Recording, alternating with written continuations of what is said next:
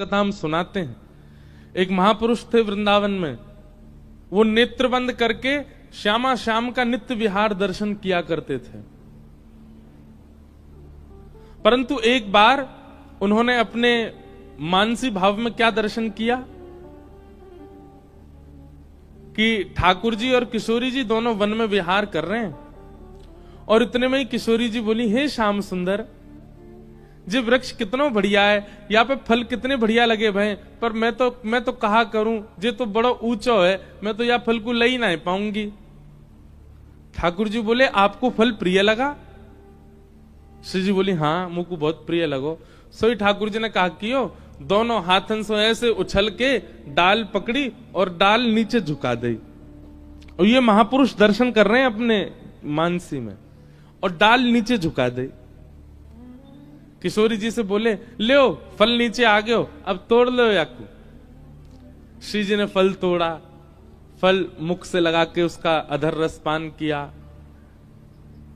कुछ पुष्प लिए, पुष्प लेकर के अपने केश में लगाए।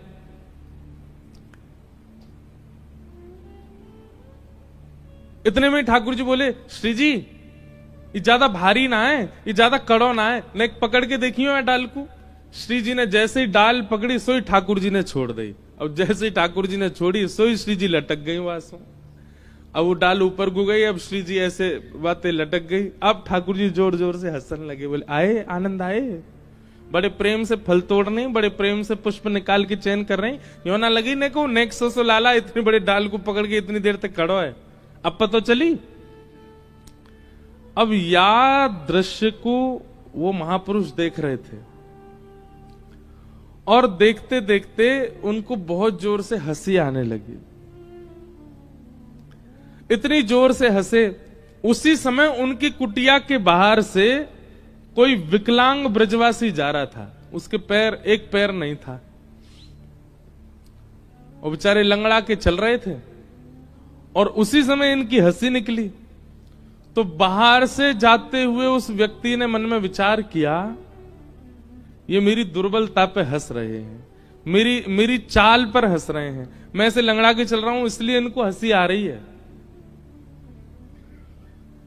केवल उसके चित्त में ये भाव आना कि ये मेरी दुर्बलता पर हंस रहे हैं, इतने मात्र से उन महापुरुष के चित्त में जो प्रिया प्रियतम की लीला चल रही थी वो अंतर ध्यान हो गई। अब यहां तो जानबूझ करके नहीं किया, फिर भी वैष्णव अपराध लग गया। वैष्णव अपराध आप करते हैं तो ही लगता है, ऐसा भी नहीं है। कोई वैष्णव सोच ले कि इसने मेरा अपमान किया है, यह भी एक वैष्णव अपराध है। आपने मेरे साथ कुछ गलत नहीं किया, लेकिन मैंने जबरदस्ती मन में ही सोच लिया कि इन्होंने तो मेरा अपमान किया है, तो भी आपको वैष्णव अपराध लग जाएगा। इसलिए भगवत अपराध इतना बड़ा है ही नहीं। आप ठाकुर जी की सेवा में कोई चूक कर दो, ठाकुर जी के प्रसाद में चूक कर दो, कोई अपराध नहीं लगेगा। ठाकुर जी इतना गौर नहीं करते। पर भगवत भक्तों के प्रति तो बहुत सावधानी रखनी पड़ती है, क्योंकि इतनी सी बात भी उनको बुरी लग गई तो अपराध लगेगा। और उस अपराध से होता कुछ नहीं है, बस एक ही काम होता है, ठाकुर जी के प्रति जो आपका प्रेम है वो घटने लग जाएगा।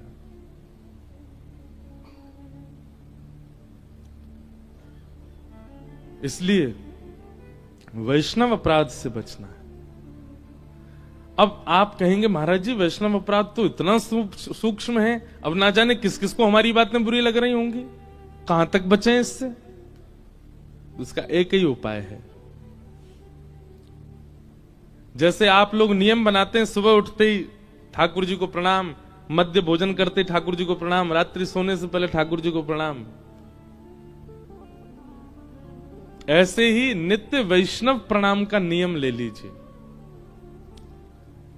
अगर आपके सन्मुख कोई वैष्णव आ जाए, तिलक है, कंठी है, सुंदर लग रहा है, वैष्णव है, तो उसको प्रणाम करो। और यदि पूरे दिन में कोई वैष्णव दर्शन नहीं होता है तो नेत्र बंद करके जिन जिन वैष्णवों को आपने देखा है आज तक, उनका चिंतन करके सबको प्रणाम करो। भगवत प्रणाम नहीं, वैष्णव प्रणाम।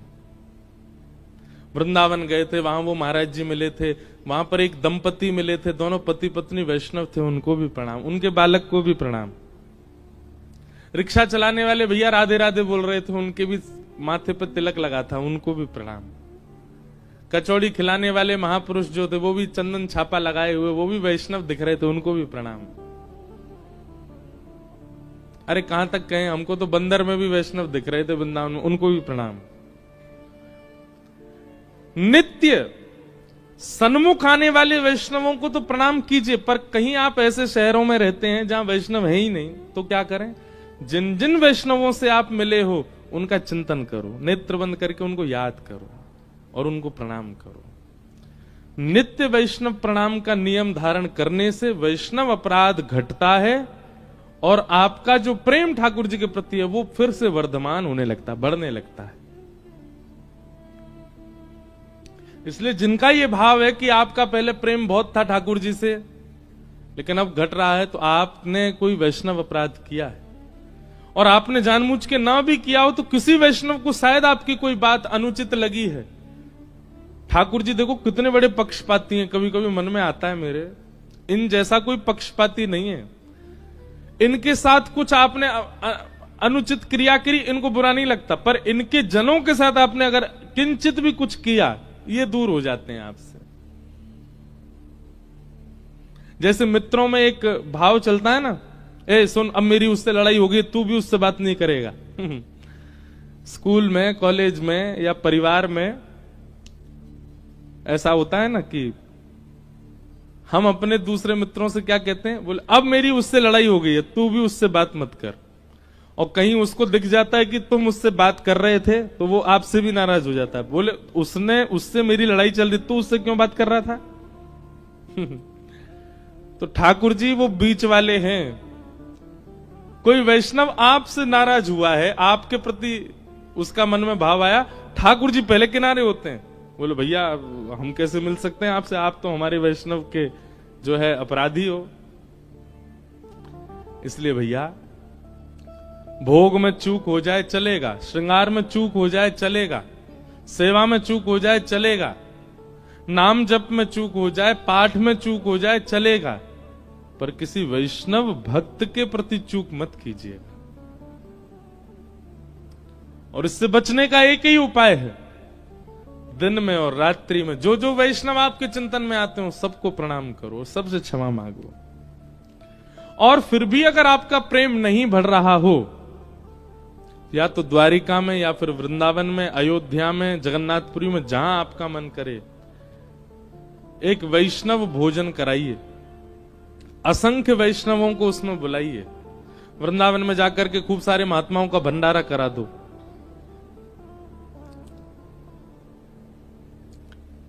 जगन्नाथपुरी में जाके खूब महाप्रसाद बंटवा दो। लेकिन केवल महाप्रसाद नहीं बांटना है, जिसको भी आप महाप्रसाद पवाओ उसके चरणों में प्रणाम कीजिए और फिर उससे क्षमा मांगिए। वो व्यक्ति कहेगा भाई तुम क्षमा क्यों मांग रहे हो, बोले नहीं बस आप क्षमा करो हमें। ऐसे अनेक वैष्णवों से जब आप क्षमा मांगेंगे तब आपका प्रेम पुनः वैसा हो जाएगा जैसा पहले था। अधिकतर ये होता है, कई बार हमारे साथ भी होता है।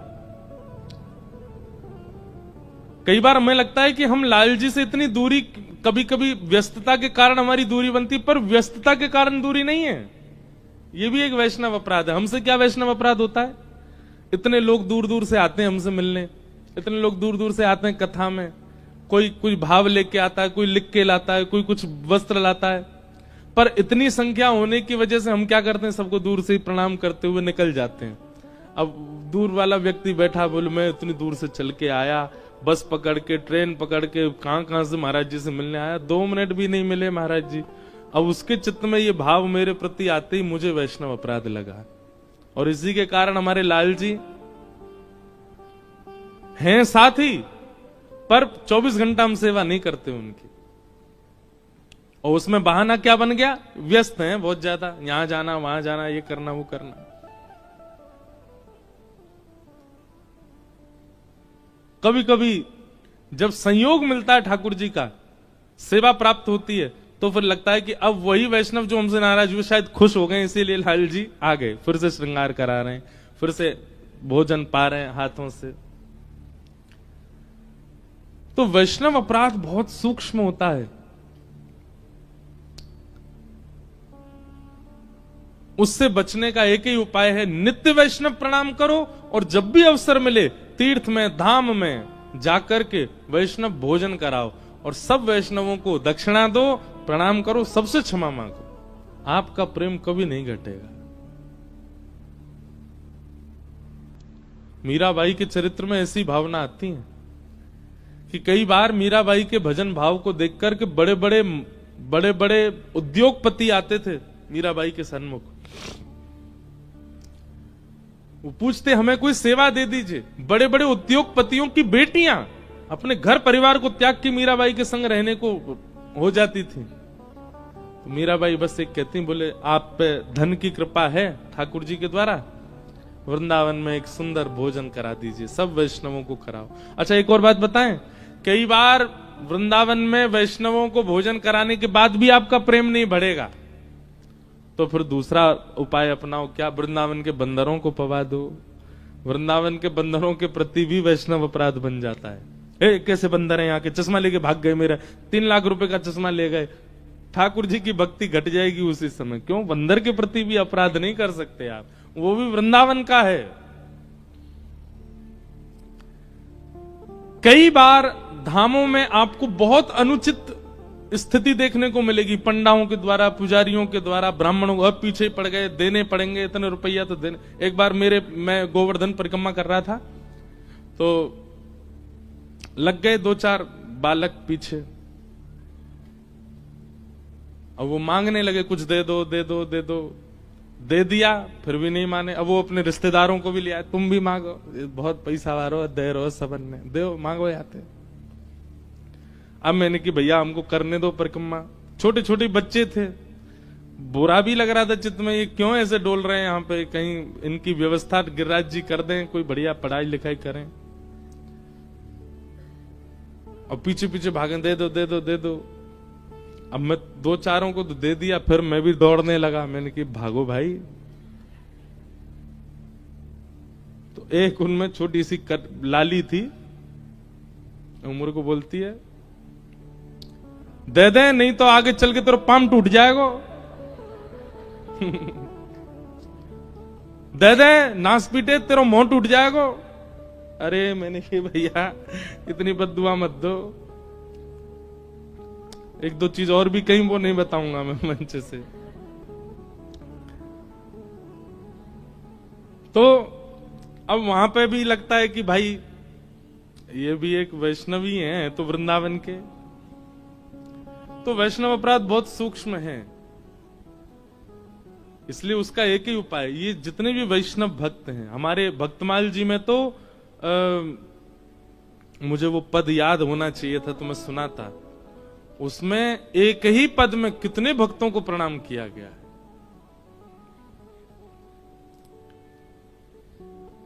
मुझे मिलेगा शायद अगली कथा में, अगर हो पाया तो मैं सुनाऊंगा, आप लोग लाइव सुन लेना। वो तो गाने अब आज अच्छा याद आया द्वारिका में, वो तो निकाल करके अलग से यूट्यूब पर डालने वाली चीज है, उसको नित्य सुने कोई व्यक्ति, उसमें सारे भक्तों को प्रणाम है, लगभग सारे भक्त। उसका कोई नित्य पाठ कर ले, वो कम से कम वैष्णव अपराध से 20% तो रोज मुक्त हुआ करेगा।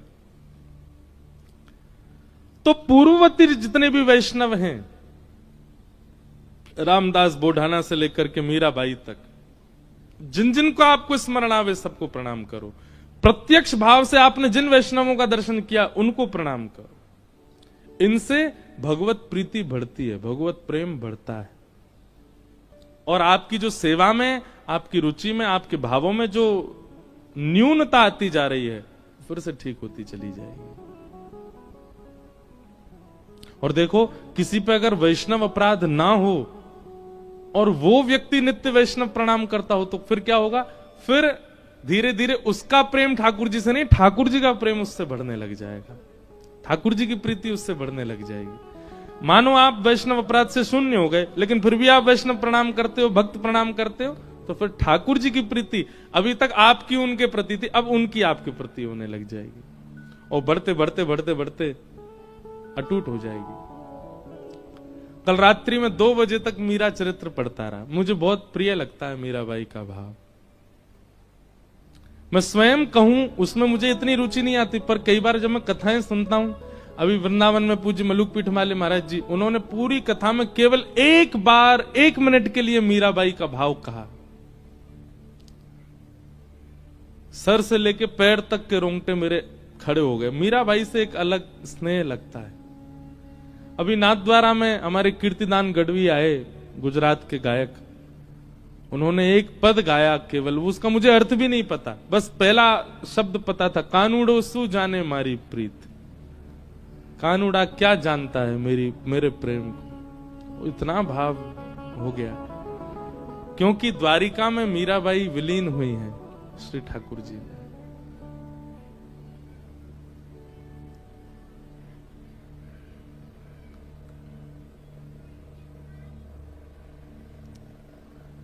मीराबाई द्वारिका ठाकुर जी की आज्ञा से आई थी।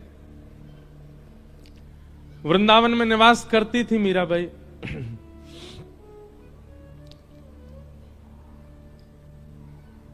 अधिक यश होने के कारण वृंदावन में इतना यश होने लगा था मीराबाई का कि अब उनको वृंदावन से जाना ही था, क्योंकि वृंदावन में लोग इतनी संख्या में आने लगे मीराबाई को देखने के लिए। तब मीराबाई ने मन बनाया कि अब कहां जाएं। तब ठाकुर जी ने आज्ञा की द्वारिका जाओ। द्वारिका में आकर के मीराबाई रहने लगी। यहां पर एक ऐसा प्रसंग भी आता है, महादेव जोगी का वेश धारण करके आते और मीराबाई के पास आके सत्संग सुनाते। कई भाव बताते हैं, रुक्मणी जी, जामवती जी, सत्यभामा, ये सब रूप बदल बदल करके आते थे मीराबाई से मिलने के लिए। ऐसी स्थिति क्यों बन गई? क्योंकि अब मीरा ठाकुर जी से प्रेम नहीं, ठाकुर जी मीरा से प्रेम करते हैं।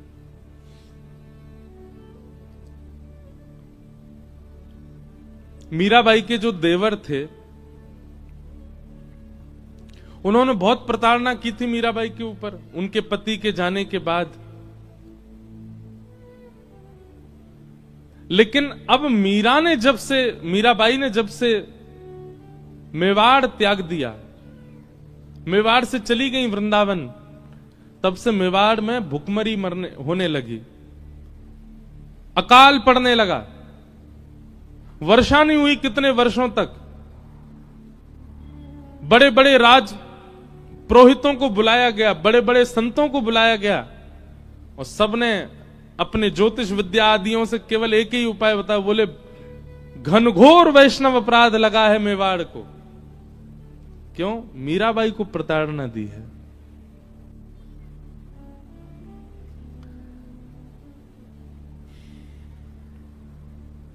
अब बोले एक ही उपाय है, मेवाड़ को यदि सुरक्षित करना है तो मीराबाई को वापस बुलावाओ। अब मीराबाई का तो ससुराल है मेवाड़, वो तो जन्मी मेड़ता में, और रही वृंदावन में, फिर आ गई द्वारिका। मेवाड़ तो मजबूरी में रह रही थी। अब द्वारिका में मेवाड़ से बड़े बड़े राजपुरोहित, बड़े बड़े ब्राह्मण, बड़े बड़े वेदज्ञ आने लगे, और सब आकर के केवल यही पूछते, मीराबाई कहां है? मीराबाई के यहां जाकर के सब लोग बैठ जाते, बोले मीरा, हम आपको लेने के लिए आए हैं, चलो हमारे साथ वापस।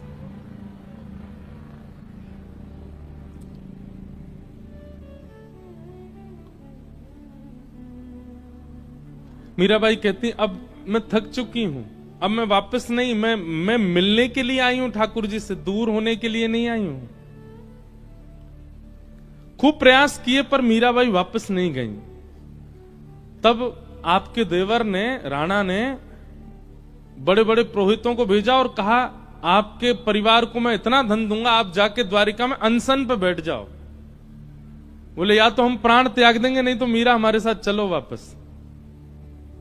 यहां बड़े बड़े पुरोहित आए, आकर के मीराबाई के, अब मीराबाई तो कक्ष से निकलना ही बंद कर दिया उन्होंने, क्योंकि जैसी निकलती हैं सब पीछे पड़ जाते हैं, चलो वापस, चलो वापस। मीराबाई को किसी ने जाकर के बताया, बोले मीरा,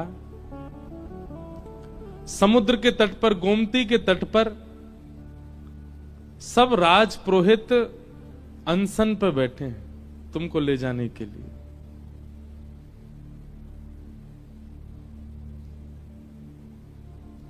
मीराबाई बोली कि मेरी वजह से ब्राह्मणों को, वैष्णवों को पीड़ा हो, ये मैं नहीं सह पाऊंगी। मीराबाई गई, सब वैष्णवों के चरणों में प्रणाम किया।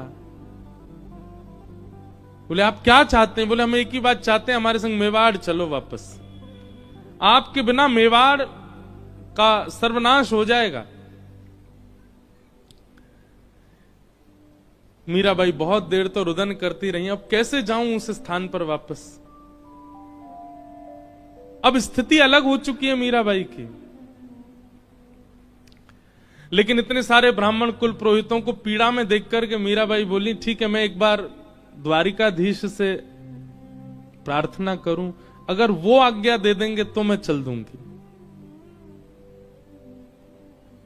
और मीराबाई द्वारिकाधीश जी के सुबह मंगला के दर्शन हुए, मंगला आरती हुई थी, मीराबाई पहुंच गई। सब पुरोहित आदि जितने भी मेवाड़ से आए थे सब मंदिर में पहुंच गए। असंख्य द्वारिका के लोग दर्शन कर रहे थे द्वारिकाधीश का। मीराबाई मुख्य द्वार पर खड़ी हैं और द्वारिकाधीश के सुंदर मुखमंडल का दर्शन कर रही हैं। और तब मीराबाई ने अपने जीवन का अंतिम पद गाया द्वारिकाधीश के सामने। बहुत सुंदर भाव है।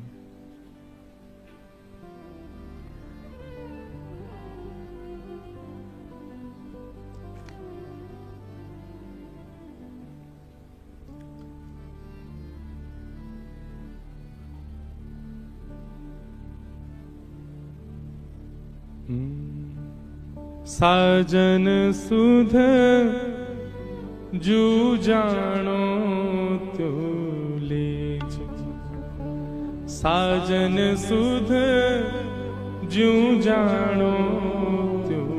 ये मीराबाई का अंतिम पद है और ये द्वारिका में गाया गया, द्वारिकाधीश के सामने। क्या कह रही हैं? साजन सुध ज्यों जानो त्यों लीजो, आपको जैसे अच्छा लगे वैसे मेरी सुध लेना।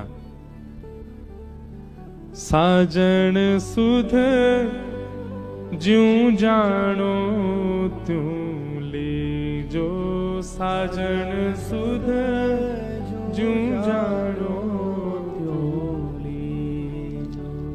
तुम बिन मेरे और न कोई, तुम बिन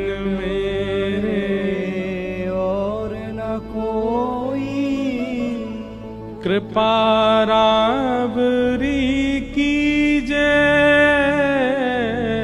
कृपा राबरी कीजे।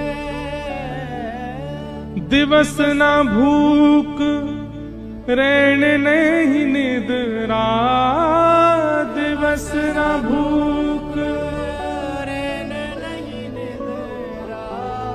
यूं तन पल पल छीजे, यूं तन पल पल छीजे।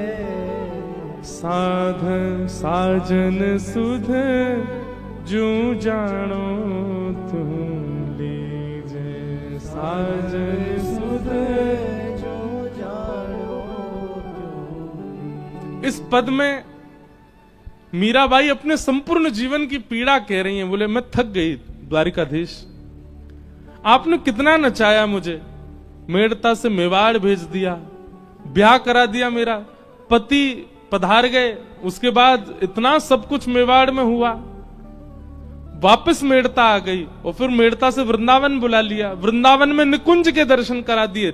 मीराबाई निकुंज में प्रवेश कर चुकी थी, ललता विशाखा सब लेकर के मीराबाई को जा चुकी, फिर वहां से फिर दोबारा वृंदावन भेज दिया, वृंदावन से अब द्वारिका भेज दिया। अब ये सब राजपुरोहित यहां पर ये अनशन में बैठ गए कि चलो वापस मेवाड़। अब तो मीराबाई हार करके कह रही हैं, साजन सुध ज्यों जानो त्यों लीजे, साजन सुध ज्यों जानो त्यों लीजे। अब भी विश्वास, तुम बिन मेरे और न कोई, आपके अलावा मेरा कोई नहीं है।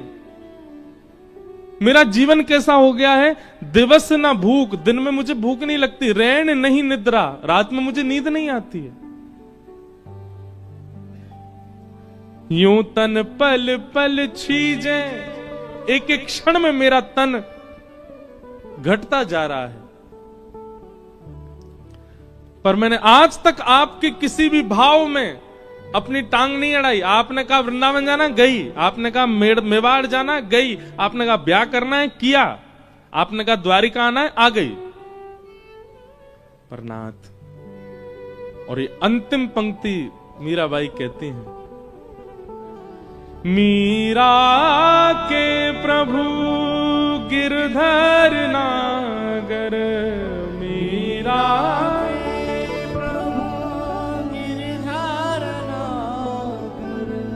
द्वारिकाधीश के सामने खड़े होकर के मीराबाई कह रही हैं, अब मुझे आप मिल चुके हो, अब मैं आपकी हो चुकी हूं, मेरा तन मन जीवन सब कुछ आपका हो चुका है नाथ। अब वापस मेवाड़ का ये प्रसंग क्यों आपने प्रकट कर दिया। मीरा के प्रभु गिरधर नागर, मीरा के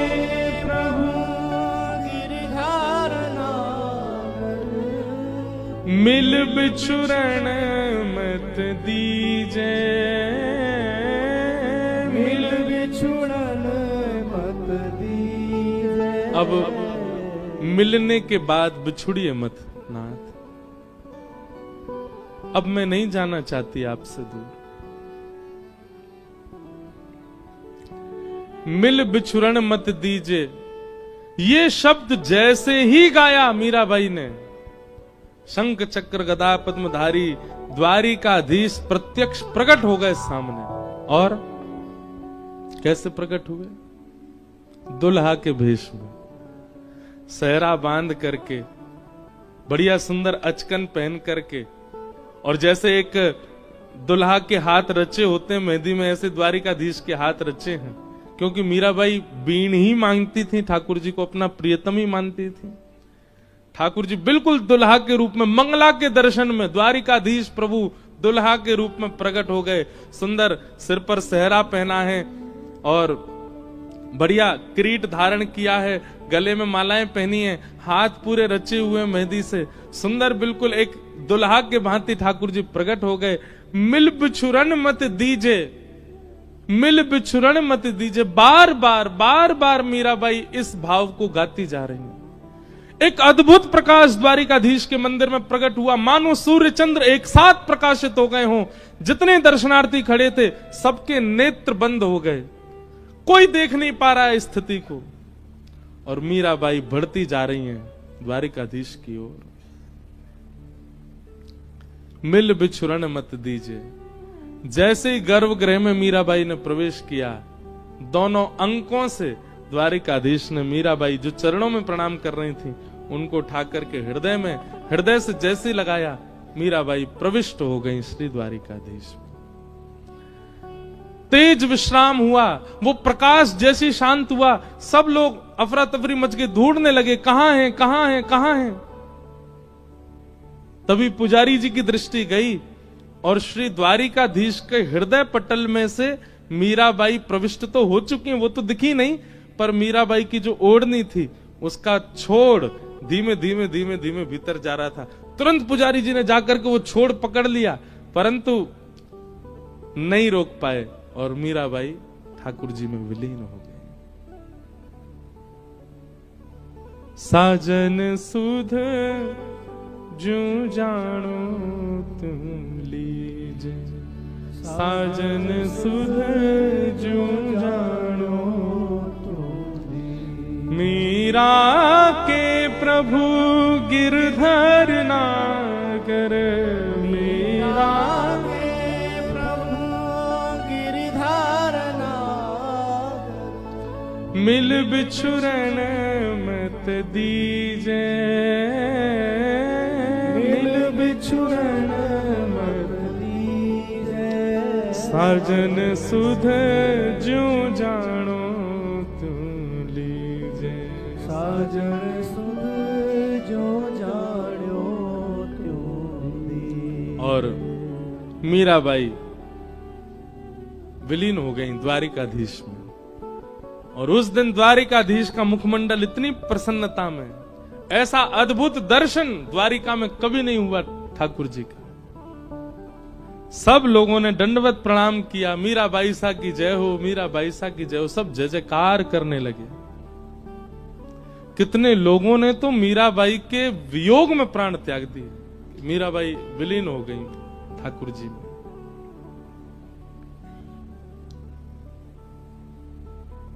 ये वो द्वारिका की भूमि है। यहाँ की पूर्ववर्ती कथा द्वापर की तो सब सुनते ही हैं, पर कलयुग में मीरा प्रविष्ट हो गई ठाकुर जी में।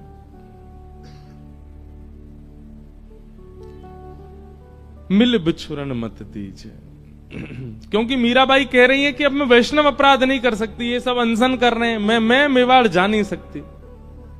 ठाकुर जी आप ही कुछ करो। ठाकुर जी ने विलीन कर लिया स्वयं में ही। और ऐसे भक्तिमती मीरा, पूछा जाए अभी कहां है तो द्वारिका में ही है, द्वारिकाधीश के साथ है। बोलो भक्तवत्सल भगवान की जय। गिरधर जन्म मरण रासा थे, गिरधर जन्म मरण रासा। मीराबाई कह रही है गिरधर जन्म मरण रासा थे, गिरधर जन्म मरण रासा थे। होया नाय बिसरू दिन राती, होया नाय बिसरू में दिन राती, होया नाय बिसरू में दिन राती, होया नाय बिसरू में दिन राती। गिरधर जन्म मरण रासा थे, गिरधर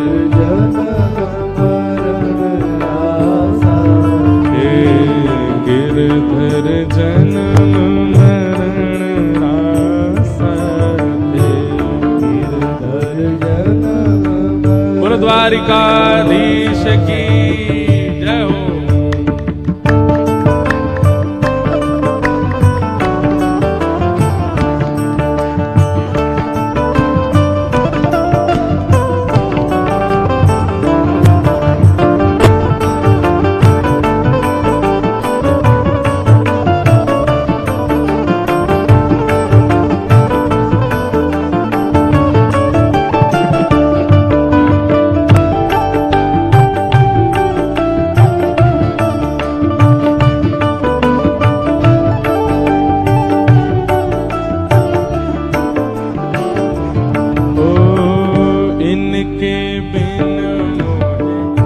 चलना पड़त है जानत मेरी छाती, इनके बिन मुझे चलना पड़त है जानत मेरी छाती। ओ इनके बिन मुझे चलना पड़त है जानत मेरी छाती, इनके बिन मुझे चलना पड़त है जानत मेरी छाती। ऊंचे चढ़ चढ़ पंथ निहारूं, ऊंचे चढ़ चढ़ ऊंचे चढ़ चढ़ पंथ निहारूं, ऊंचे चढ़ चढ़ पंथ निहारूं। रोए रोए अखियां प्यासी गिरधर जन्म मरण रासा, गिरधर जन्म मरण रासा। गिरधर जन्म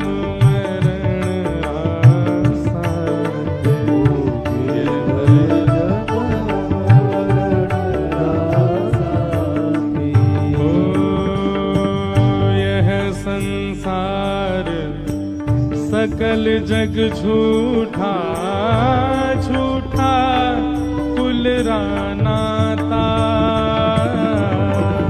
यह संसार सकल जग झूठा झूठा कुल रानाता। मीराबाई कह रहे हैं यह संसार सकल जग झूठा झूठा कुल रानाता, यह संसार सकल जग झूठा झूठा कुल रानाता।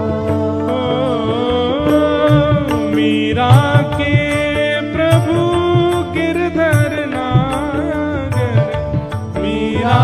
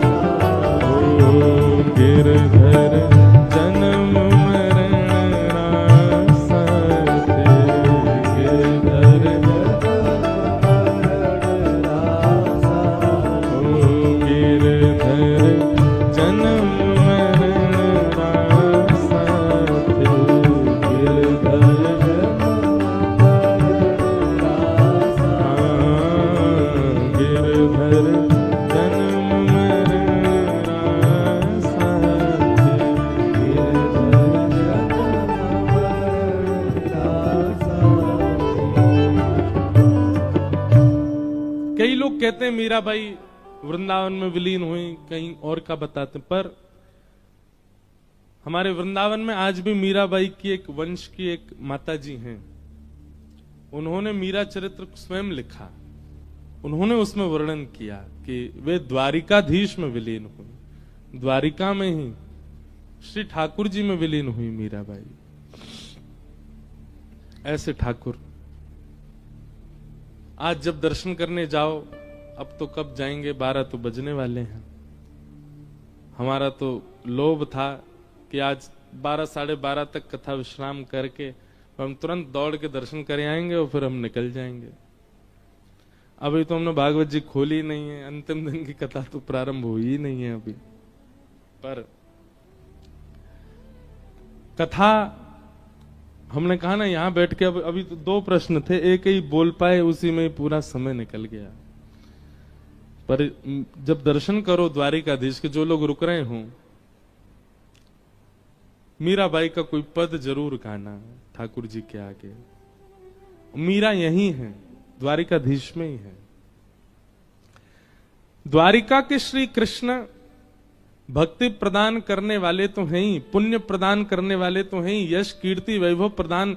अगर आपको द्वारिका आकर के नित्य दर्शन करके यश मिल रहा है, कीर्ति मिल रही है, पुण्य प्राप्त हो रहे हैं, आपका बिजनेस बढ़िया चल रहा है, तो ये समझ लेना द्वारिकाधीश आपको आशीष दे रहे हैं।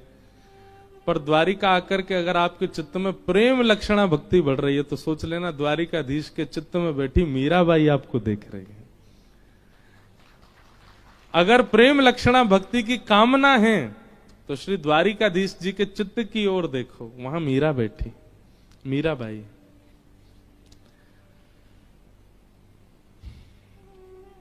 ऐसा सुंदर भाव। मीराबाई को प्रणाम करते हैं, आगे प्रसंग में चलते हैं।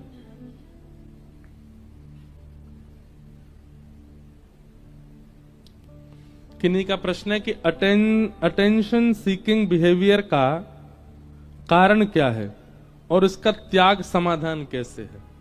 समझ में आया? सब मुझे देखें, सब मुझसे बात करें, मेरे पास ही रहें। कई लोग अटेंशन सीकर होते हैं बहुत ज्यादा। सबसे बड़ा अटेंशन सीकर कौन है दुनिया का, बताओ? ये पीछे खड़े हैं जो इनको सबसे ज्यादा अटेंशन चाहिए। आप द्वारिका आए और आकर के आपने गोमती जी के दर्शन कर लिए, समुद्र में घूम आए, आदि आदि सब इनके पास नहीं गए, तो ये पूरी योजना ऐसी बनाएंगे कि अगली बार तुम द्वारिका आ ही नहीं पाओ। दारी के यहां आके उस समुद्र पर डोल लो है, मोह ना देख रहो आके। इनको बहुत अटेंशन सीकर है। लेकिन मानव में ये दोष है, अगर अटेंशन सीकिंग का उसके अंदर भाव है तो। इसका कारण क्या है? आप अपने आप को कुछ मानते हो नहीं हो, दुनिया में आपका कोई अस्तित्व नहीं, पर अपने मन में आप अपने आप को कुछ मान चुके हो कि हाँ हम कुछ तो हैं। इसीलिए आपको लगता है कि सबका अटेंशन आपकी तरफ हो। इससे बचने का एक ही उपाय है, ये एक प्रकार का अभिमान है। सब मुझे पूछें, सब मेरे पास बैठें, सब मेरे से बात करें, मेरे साथ ही रहें। आप अपने आप के अस्तित्व को बहुत कुछ बना चुके हो, इसलिए आपके अंदर ये भावना रहती है। इसलिए स्वयं को शून्य मानिए। आप जब दीन बन जाओगे, सत्संग दीन बनाता, दीन मतलब सरल बनाता, सहज बनाता, झुकना सिखाता है। और जैसे ही आप दीन बनोगे, अपने अस्तित्व को आप कहीं ना कहीं निकालोगे। नहीं, मैं जो अहम करता हूं अपने ऊपर, वो कुछ है नहीं, कुछ दिन का बस एक आडंबर जैसा है। जैसे ही वो अहम निकलेगा चित्त से, आपका ये अटेंशन सीकिंग वाला, फिर कोई पूछे ना पूछे उससे कोई फर्क नहीं पड़ेगा आपको, आप सहज हो जाओगे।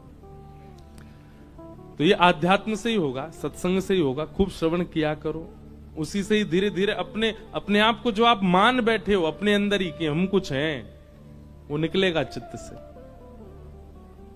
और जैसे ही वो निकलेगा, अपने आप ये भावना भी खत्म हो जाएगी। भगवान का रुक्मिणी जी के साथ में विवाह हुआ। अब हम जल्दी जल्दी प्रसंग कर दें पूरे। भगवान का दूसरा विवाह जामवंत की पुत्री जामवती के साथ में हुआ। सिमंतक उपाख्यान सुनाया गया। द्वारिका में एक सत्राजित यादव नाम का व्यक्ति रहता था। उसके पास एक मणि थी, उस मणि का नाम था सिमंतक मणि। उस मणि की एक खास बात थी कि वो मणि हजारों किलो सोना रोज, उस मणि जिस घर में वो मणि होगी उस घर में हजारों किलो सोना रोज आएगा। तोला दो तोला नहीं, हजारों किलो। ठाकुर जी को यह बात पता चली द्वारिकाधीश को कि हमारी द्वारिका में सिमंतक मणि है सत्राजित यादव के पास। ये सूर्य नारायण भगवान ने प्रसन्न होकर के सत्राजित को दी थी। तो भगवान ने सत्राजित से जाके कहा, इतने सारे धन का तुम अकेले क्या करोगे? जैसे लोग बाग, ये हमारे द्वारिका के मोटरसाइकिल की आवाज है, ये ऐसा लगता है हेलीकॉप्टर निकल के गया क्या। मतलब मोटरसाइकिल भी राजा धीराजी मानती है अपने आप को।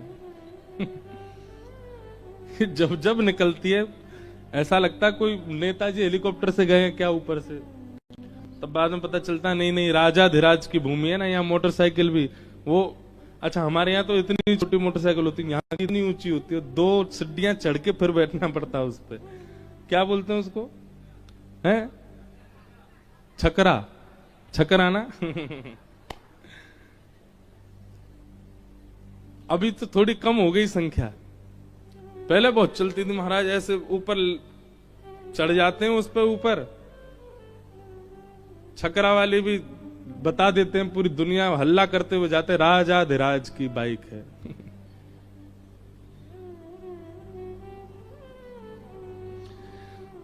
तो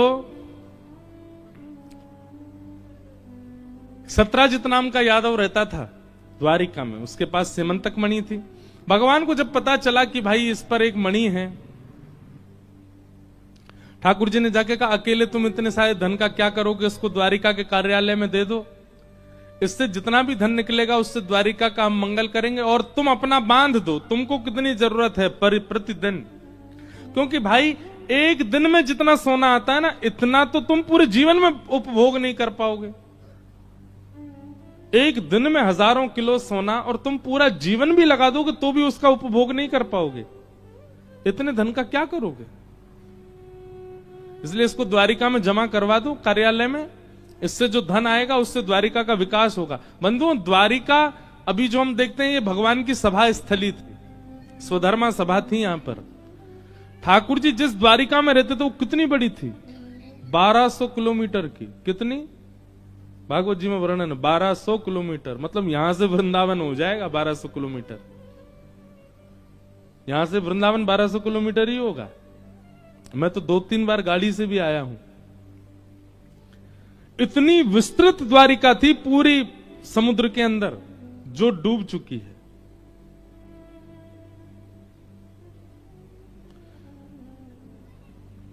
अब योजन आदि में मुझे याद नहीं है कितना, पर किलोमीटर में मुझको याद था। अब वो 1200 किलोमीटर लंबी थी कि जन पूरी गोलाई घूम के 1200 किलोमीटर के, ऐसा कुछ भाव वर्णन आता है। तो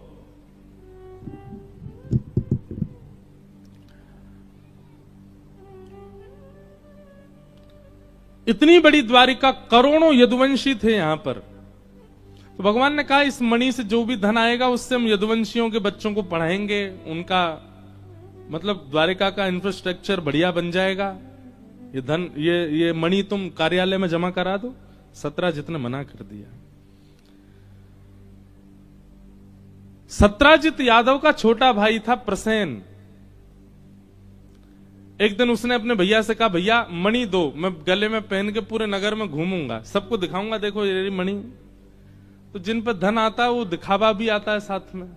हाँ हाँ लो पहनो, घोड़े पे बैठ के जाओ, दिखाओ सबको। पूरी द्वारिका में 2 ही चीजों के हल्ले थे, या तो द्वारिकाधीश के हल्ला होता था या फिर सत्राजित की मणि का हल्ला था। पहन करके निकला महाराज, वही मणि है, 1000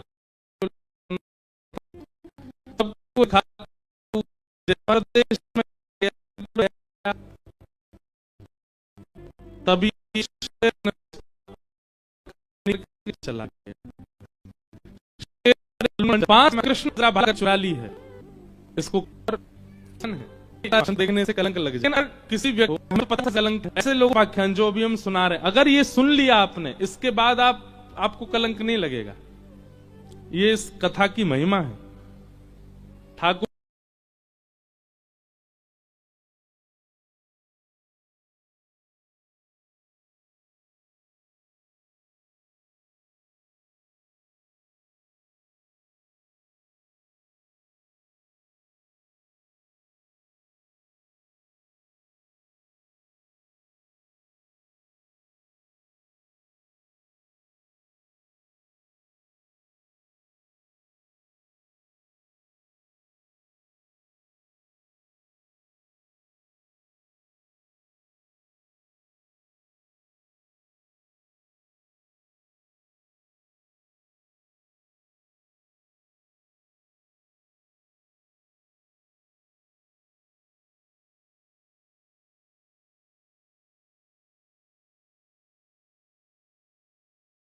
जी ने अपने ऊपर कलंक लेकर के मानो विश्व के सारे कलंक मिटा दिए। जो इस कथा को सुन लेगा उसको कलंकित नहीं होना पड़ेगा।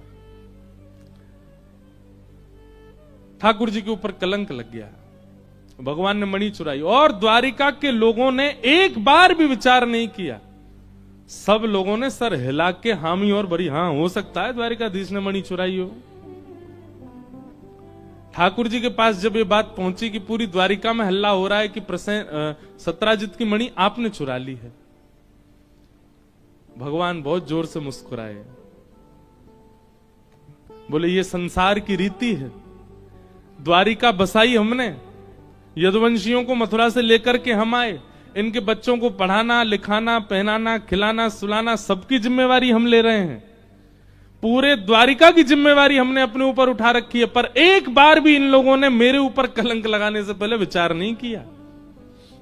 सुनी हुई बात मान करके तुरंत मान भी लिया, विश्वास भी कर लिया। ठाकुर जी अपने सैनिकों को प्रवचन देने लगे, ये संसार है, यहां भगवान नहीं छोड़े गए तो आप तो इंसान हो। भगवान के सब सैनिक, राजमंत्री आदि सब कहने लगे, ठाकुर जी अब कैसे बचा जाए इस कलंक से। ठाकुर जी बोले, जब किसी का कोई अपराध ना हो तो निरपराधी व्यक्ति का सबसे बड़ा एक ही मूव हो सकता है, क्या? मौन। सत्य का स्वभाव है कि वो छुपता नहीं है, बहुत जल्दी उजागर हो जाता है। ज्यादा हाथ पैर चलाने नहीं है, ज्यादा किसी को हमको प्रस्ताव देना नहीं है, ज्यादा किसी के आगे सफाई नहीं देनी है कि हमने मणि नहीं चुराई है। अपने आप सत्य उजागर होगा। हां, धीमे धीमे भीतर ही भीतर इन्वेस्टिगेशन करते रहो, कहां है मणि। अनेक दिन हो गए, नहीं मिली मणि, तो एक दिन ठाकुर जी ने अर्धरात्रि में, जब पूरी द्वारिका सो गई, तब अपने सारे सैनिकों को जगाया, बोले चलो हमारे साथ। और भ्रमण करते करते जैसे ही वन में गए, तब क्या देखा? प्रसेन का मरा हुआ शव पड़ा है। वहां देखा पर मणि नहीं मिली। शेर के पैरों के निशान थे, उसके पीछे पीछे गए तो आगे शेर भी मरा पड़ा है, मणि वहां भी नहीं थी। रीछ के पैरों के निशान के पीछे पीछे गए, एक गुफा में प्रवेश हो रहे थे। ठाकुर जी ने सैनिकों से कहा, यहीं खड़े रहो, 18 दिन तक नहीं आए तो वापस लौट जाना। ठाकुर जी ने भीतर प्रवेश किया, मणि लेकर के जैसे ही निकलने लगे, तभी एक रीछ ने भगवान पर हमला किया। ठाकुर जी ने 18 दिन तक युद्ध किया उसके साथ। सैनिक सब लौट गए, ये जान के कि द्वारिकाधीश तो आएंगे नहीं, अब कह के गए थे 18 दिन तक ही प्रतीक्षा करना। यहां भगवान युद्ध करते करते जैसे ही उस भालू की नस नस ढीली हुई, चरणों में गिर गया। बोले, मुझको परास्त करने की सामर्थ्य एकमात्र पर ब्रह्म में है। मैं जान गया हूं आप पर ब्रह्म के अवतार श्री कृष्ण हैं। भगवान बोले, तुमको परास्त करने की सामर्थ्य पर ब्रह्म में है? क्यों? तुम कौन हो? एक सामान्य भालू ही तो हो। बोले, नहीं भगवान, मैं जामवंत हूं, मैं सामान्य रीछ नहीं हूं। जामवंत नाम सुनते ही ठाकुर जी ने हृदय से लगाया। बोले, अरे जामवंत जी, बड़े दिन बाद मिले। अब दिन बाद तो नहीं बोलना चाहिए, बोलना चाहिए था बड़े युगों बाद मिले। त्रेता के बाद मिले हैं द्वापर में। भगवान श्री राम जब लौट करके आए ना रावण मार के, सबको भगवान ने मनवांछित वस्तु प्रदान की। जामवंत जी जैसे ही आए ठाकुर जी के पास, तो राम जी बोले, कहिए जामवंत जी, आप हमारी सब बानर सेना में सबसे सीनियर थे, आपको क्या दिया जाए? जामवंत जी ऐसे अपनी हथेली खुजाने लगे। बोले, भगवान, मेरी खुजली नहीं गई हाथ की। मेरे समान बलवान राम रावण युद्ध में दो ही थे, या तो कुंभकर्ण और या फिर रावण, और इन दोनों को आप दोनों भाइयों ने मिलकर मार दिया। मेरे हाथ की खुजली तो अभी रह गई है। मतलब राम रावण युद्ध में जामवंत जी तो एक शिला पे बैठे थे केवल, सामने से राक्षस जैसे मारने आते अपनी पूंछ से ही उड़ा देते थे उनको। अभी तक इनके हाथ की खुजली दूर नहीं हुई है। प्रभु श्री राम बोले, कैसे दूर होगी खुजली? फिर से रावण प्रकट करें क्या? बोले, नहीं, रावण तो मेरी खुजली मिटा सकता था, पर रावण को मारने का बल जिसमें है वह भी मेरी खुजली दूर कर सकता है। मतलब दो दो हाथ आपसे हो जाए मेरे। राम जी बोले, मर्यादा पुरुषोत्तम है हमको मर्यादा का ध्यान रखना होगा। बिना किसी बात बेवजह हम आपसे हाथ लगाएं, ये तो हमारी मर्यादा के विरुद्ध है। पर चिंता मत करो, खुजली और बढ़ाओ अपनी। आप चिरजीवी हो, चिरंजीवी हो, युगों से आपके ऊपर कोई फर्क नहीं पड़ेगा। ये त्रेता के बाद द्वापर जब आएगा ना, तब हम ही योगेश्वर कृष्ण बन के आएंगे, और हाथ की नहीं पूरे तन की खुजली मिटाएंगे आपकी। प्रतीक्षा करो। आज ठाकुर जी ने पसीना पसीना कर दिए जामवंत जी। तब उनको याद आया, बोले, ये तो मैंने त्रेता में आपसे कहा था और आपने वही बात पूरी की। ठाकुर जी बोले, हम किसी की बात भूलते नहीं है। अच्छा, एक बात तो है, ठाकुर जी की मेमोरी बहुत शार्प है। उनको त्रेता का भी याद है कि मुझे किसका बदला, किसकी बातें पूरी करनी है। कई बार मुझे ऐसा लगता है कि कोई व्यक्ति बिना परिश्रम किए अपने जन्म में बहुत कुछ हासिल कर लेता है, तो कई बार मुझे ऐसा लगता है इसने पूर्व जन्म में ठाकुर जी को बोला होगा, तब तो इसके कर्मों से इसको मिला नहीं होगा, लेकिन ठाकुर जी सबकी बात पूर्ण जरूर करते हैं। इस जन्म में कर दिया, उसको खूब बना दिया। मेमोरी बहुत शार्प है ठाकुर जी को, भूलते नहीं है। जामवंत जी ने कहा भगवान मेरी पुत्री से आप ब्याह कर लो, और भगवान ने जामवती के साथ ब्याह किया। तीसरा ब्याह ठाकुर जी का सत्यभामा के साथ हुआ। चौथा ब्याह भगवान का कालिंदी यमुना के साथ में हुआ। बहुत सुंदर सुंदर कथाएं सबके ब्याह की। 16,100 राजकुमारियों को बंदी बना रखा था भौमासुर नाम के राक्षस ने। भगवान ने जाकर के उसका वध किया, और वध करके उन 16,100 राजकुमारियों को अपने अपने घर जाने की आज्ञा दी। परंतु उन सब ने ठाकुर जी के चरणों में प्रणाम करके कहा भूयात पतिर में मह्यम, आप ही हमको पति रूप में मिल जाओ। और ठाकुर जी ने 16,100 रूप धारण करके सबसे ब्याह किया। 16,108 विवाह हुए ठाकुर जी के। और यहां द्वारिका में ठाकुर जी खूब आनंद से विराजे। आगे भागवत जी में राजा नृण की कथा और भगवान की दिनचर्या का वर्णन किया गया।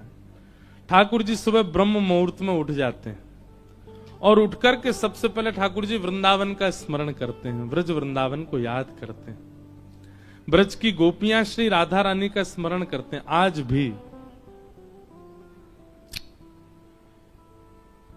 फिर उसके बाद ठाकुर जी स्नान ध्यान करके संध्या वंदन करके गौशाला जाते हैं। गौशाला जाके गायों की सेवा करते हैं, स्वयं अपने हाथ से सानी करते हैं, गाय का दूध निकालते हैं और गौशाला में ही दूध पान करते हैं। आज भी ठाकुर जी नित्य गौशाला जाते हैं। हमें लगता है कि श्रृंगार से पूर्व ठाकुर जी का श्रृंगार चल रहा है, पर श्री विग्रह का श्रृंगार चलता है, पर ठाकुर जी तो गौशाला में ही होते हैं, गैयाओं की सेवा करते हैं स्वयं अपने हाथ से। और सब गायों का संरक्षण पालन करके श्री ठाकुर जी फिर वापस आते हैं।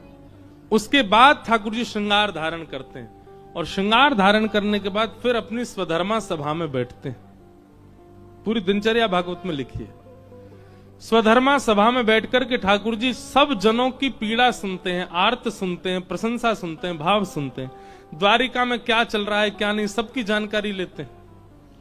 उसके बाद राजभोग पाने के बाद ठाकुर जी फिर संत वैष्णव जो द्वारिका आए होते हैं, तीर्थों के जो लोग आए होते हैं, उनसे अलग से मिलते हैं, उनके पास जा जा करके सबकी सुध लेते हैं। दोपहर में फिर ठाकुर जी नगर भ्रमण पर निकलते हैं।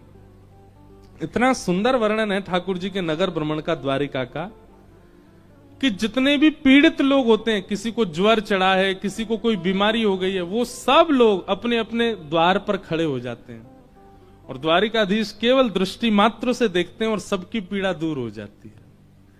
अगर द्वारिका में कोई पीड़ित होता है तो लोगों को ये बात पता चल जाती है द्वारिकाधीश का दर्शन नहीं करता, इसीलिए पीड़ित है। सबको ठाकुर जी दर्शन देते हुए चलते हैं। पूरी द्वारिका इतना वात्सल्य प्रकट करती है ठाकुर जी के प्रति, इतना प्रेम, इतना आदर, इतना सम्मान। बूढ़े बुजुर्ग जो हैं ठाकुर जी को हृदय से लगाते हैं, बालक के भांति प्रेम देते हैं। एक एक के घर ठाकुर जी जाते हैं और सबकी सुध लेते हैं। द्वारिका में कोई दुखी तो नहीं, सबका भाव लेके आते हैं। संध्या काल में फिर ठाकुर जी परिवार को समय देते हैं।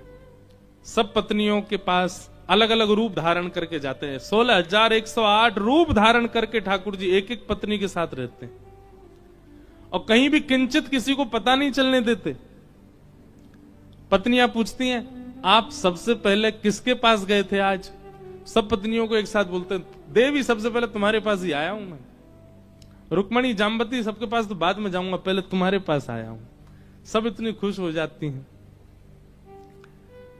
फिर ठाकुर जी रात्रि का जो ब्यारू है वो परिवार के साथ करते हैं। अपने सब बच्चे, खानदान सब इकट्ठा होता है, सबके साथ ठाकुर जी बैठते हैं। उसके बाद यदुवंश में जो भाई बंधु आदि हैं उनके साथ ठाकुर जी समुद्र पर बैठ करके थोड़ी चर्चा करते हैं। किसी की कोई मतलब सबको समय देते हैं ठाकुर जी। लेकिन निज निज जनों का समय कौन सा है? भोर का, सुबह उठते ही। इसलिए कहते हैं कि प्रेम लक्षणा भक्ति जिसके चित्त में है उसको भोर में उठना चाहिए, क्योंकि भोर में ही ठाकुर जी अवेलेबल होते हैं उसके लिए। अगर वो सूर्य उदय के बाद ठाकुर जी का स्मरण करता है तो ठाकुर जी तो व्यस्त हैं फिर पूरे दिन। अच्छा, हमारे वृंदावन वाले ठाकुर जी का नियम नहीं बता रहे हैं, हम द्वारिका के ठाकुर जी का बता रहे हैं। वृंदावन वाले तो और कोई समय ही ना दें, वो तो पूरे दिन निज वारे इनके काजी बैठे रहे हैं और उनके काजे उन पर समय ही नहीं है। पर द्वारिका में तो जिम्मेवार ठाकुर जी है ना, यहाँ पे जिम्मेदारी है इनके ऊपर। इसलिए द्वारिका के भजन करने वाले, द्वारिका में प्रेम प्रकट करने वाले जनों को तो भोर में ठाकुर जी का स्मरण करना चाहिए, ब्रह्म मुहूर्त में। पर हमको कोई बता रहा था, महाराज जी द्वारिका के लोग सोते बहुत हैं, लोकल लोग जो द्वारिका के बहुत सोते हैं। बोले रात में भी सोते हैं, फिर दिन में राजभोग पाने के बाद फिर सो जाते हैं 1-2 बजे।